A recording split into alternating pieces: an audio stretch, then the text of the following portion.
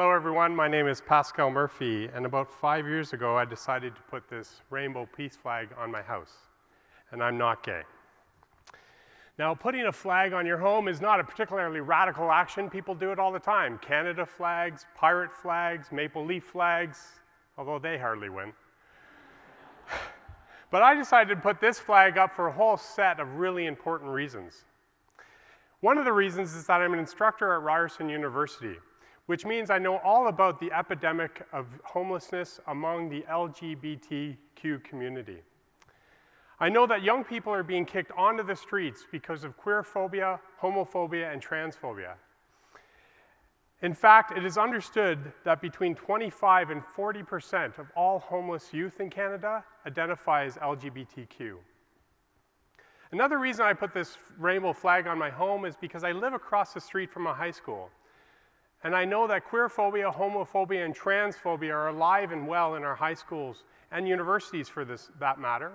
And sometimes it can be so extreme that youth commit suicide in order to make the torture stop. And torture it is.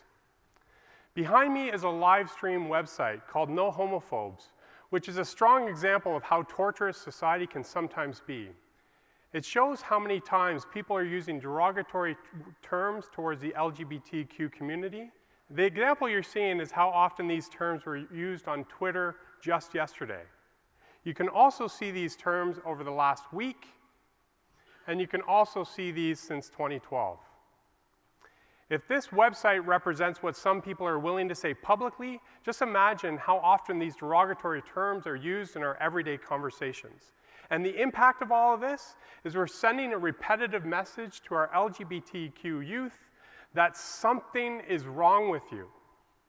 What would life be like if you were told something is wrong with you every day, over and over and over again? So I put this flag on my house to let people know that even if they don't know me, they know someone out there has got their back. If someone is being bullied at that high school across the street, perhaps they can look out the window and think, at least there's some places where I'm safe and respected. Now, the flag was up for about a month, and then things started to get weird. First, the rainbow bumper sticker on my car was ripped up and tossed across the street, so I put it up on my fridge.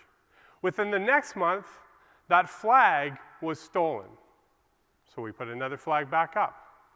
But within a few weeks of that, this time the new flag was stolen, and they also broke the flagpole. Okay, wait. Now I was starting to get annoyed. Obviously, somebody was targeting the identities associated with the rainbow flag, so I already knew that I wasn't going to stop flying the flag.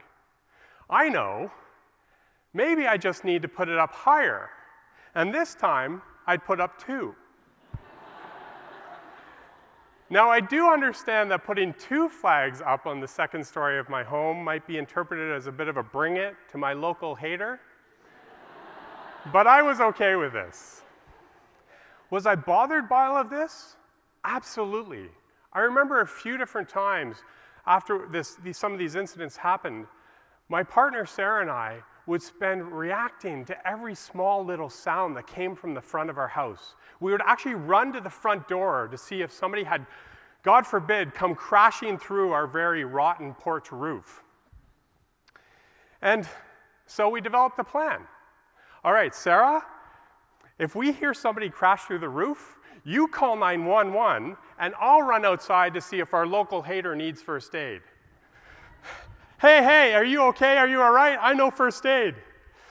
And while we're waiting for the ambulance to arrive, let's talk about the fact that your homophobia is hurting you. You're climbing up on rotten roofs. You're alienating people in your community. Is this really worth a broken ankle or a broken back? Now, thankfully, nobody crashed through the roof. Things settled down, and I thought it was over. Until one day, I awoke to see someone had spray painted some graffiti on the sidewalk in front of our house. You can see it here. Oh, so very original. Be happy, not gay. At this point in my life, I became a graffiti artist for the first time, and I changed that not to an and. So it read, be happy and gay. A few more months passed, and I thought the power struggle was over. Then one morning, I walked out my front door to see my tires had been slashed. Now, I was angry. In fact, I was pissed. I felt anger, I felt rage, I felt suspicious of those around me. I started to look at my neighbors, thinking, who did it? Was it this person? Was it that person? In fact, I started to hate back. Now, did you hear that? I was starting to become like the hater. This, my friends, is the breeding ground for cynicism, a cynicism that is sustained by the distrust of those around us and a complete disengagement with that which is meaningful in life. I will admit to you that I am not immune to such feelings. After all, if people are going to keep stealing our flags and vandalizing our home and property, then why bother? What use is it to take positive actions if you're just going to be hated for it? This was a critical juncture for us. To walk out your front door and feel like you're hated is a terrible experience. But it is also one of deep insight. Because as somebody who has had a great deal of privilege in my life, I've rarely had hate directed towards me. These events provided a solidarity experience for me with people who have had hate directed at them for much of their lives. So was I going to give in to my cynicism and become like the hater, or in the words of Tom Peters, was I going to celebrate what I want to see more of? Now, around the same time that our tires were slashed, a letter arrived in our mailbox from a neighbor. They had experienced similar issues of vandalism targeting the rainbow flag, and they sent out over 200 letters to the local neighborhood talking about inclusion. So I walked over to their place and I introduced myself. And before long, we started discussing strategies, thinking about how do we respond. And we decided that we were going to hold a barbecue on the front lawn of my home. This way, I could walk out my front door and think about how awesome my neighbors were instead of being reminded of my local hater. Now, we called the media, and the response, honestly, was quite overwhelming. There were, at one point, reporters crowding into our living room, elbowing each other for FaceTime. But who can blame them, especially with a face like this? And it wasn't even Movember. We told them about the barbecue, and we said that everyone is invited to come and celebrate inclusion over free food and free rainbow flags. I knew it had grown larger than I anticipated when friends of mine from Newfoundland called me, asking about the barbecue. Had I just invited all of Toronto and perhaps even a portion of Canada to a barbecue on the front lawn of my house? Oh. Now, thankfully, after the media left, the volunteers arrived. Strangers, friends, neighbors started knocking on my door, asking what they could do and contribute. And together, we created an organization called Neighbours United for Inclusion. That high school across the street, they donated their parking lot as a venue. Local businesses and neighbors gave us free food. There was this 5-year-old child that showed up on our front door, rang the doorbell, and as soon as the door was opened, she says, "I love rainbows," as she hands us a cake that she had made in order to contribute to the barbecue. Volunteers built us a stage. There was even a volunteer orchestra for the event. One person crowdfunded money for the cost of the rainbow flags, and we're even donated a free barbecue to raffle off.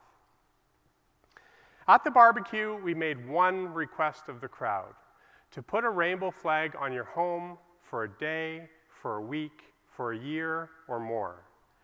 And after the event, I was honestly moved to tears to walk around my community and see rainbow flag on home after home after home.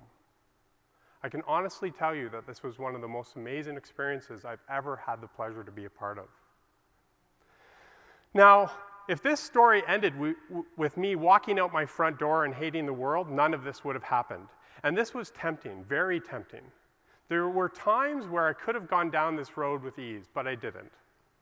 I decided to work for the world that I wanted. I reached out to my neighbors. I asked people to join me in celebrating what the rainbow flag really stands for: love, inclusion, and respect. And people jumped on board. In fact, it was almost as if everyone was just waiting for the opportunity, in fact, the excuse to get involved. I left that event with 3 big realizations which I want to share with you. The most critical juncture in all of this was when I realized I would become like the hater if I didn't do something. In a world where we can turn on the news and see everything that is wrong, it is easy to become the cynic. And to be cynical is to reproduce and reinforce what is wrong with the world. Inaction in response to injustice is tacit consent.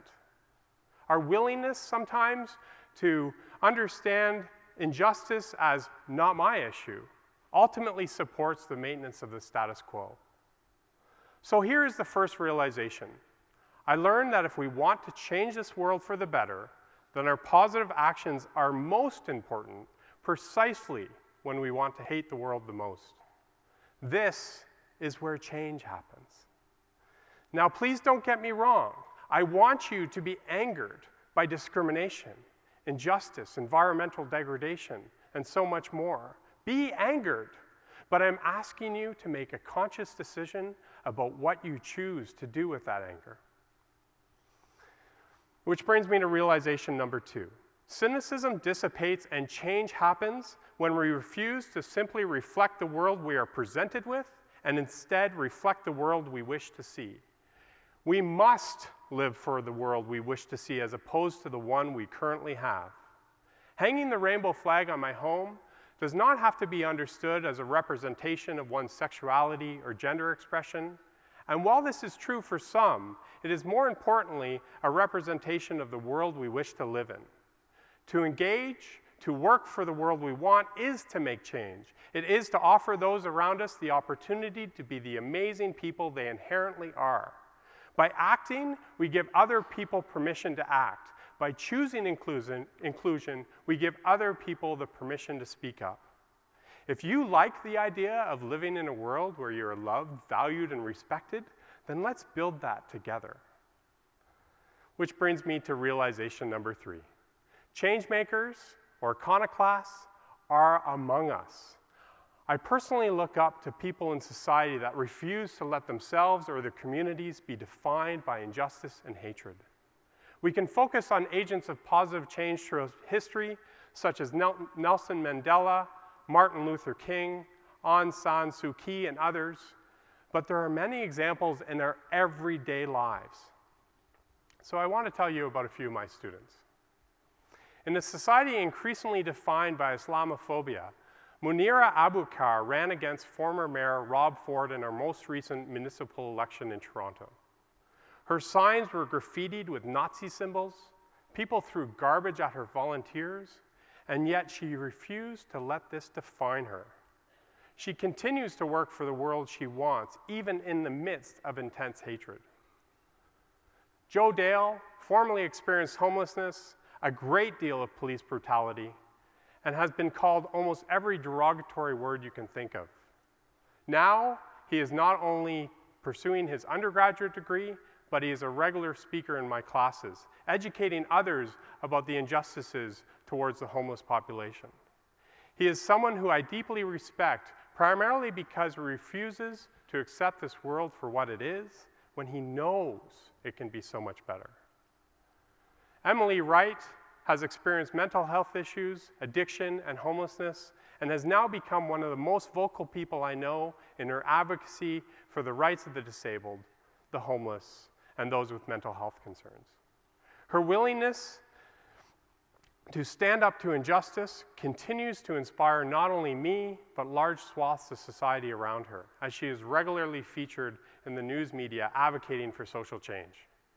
I could honestly go on and on about students at Ryerson, but what I think is most important is that we do not leave it to others to act on our behalves.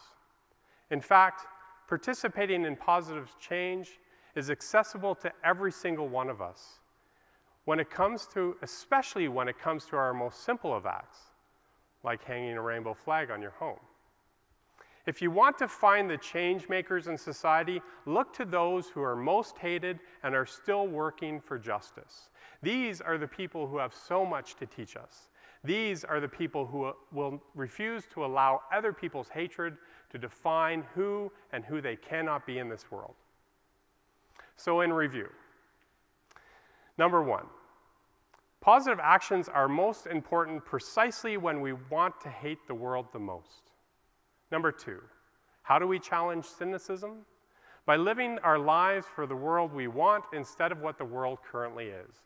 And number 3, when it comes to changing the world for the better, the words of African-American poet June Jordan remind us of a fundamental truth. We are the ones we have been waiting for. Thank you.